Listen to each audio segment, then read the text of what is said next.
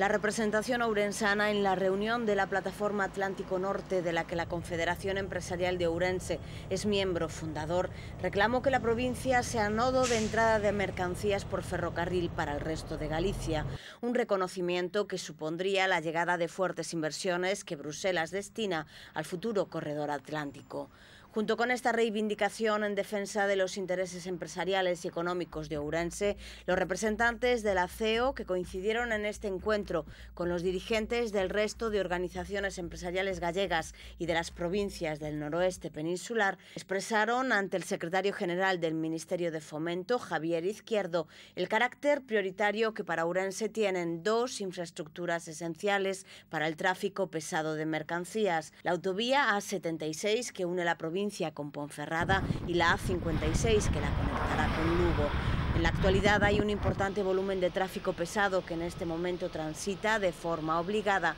por carreteras locales o nacionales que tienen un importante desgaste que ya se ha traducido en alguna ocasión en cierre de alguno de sus tramos para poder llevar a cabo obras de mejora, como ocurría en la Nacional 120. Por otra parte, los portavoces de la CEO se unieron a la reivindicación general para el noroeste de impulsar el corredor atlántico para mercancías.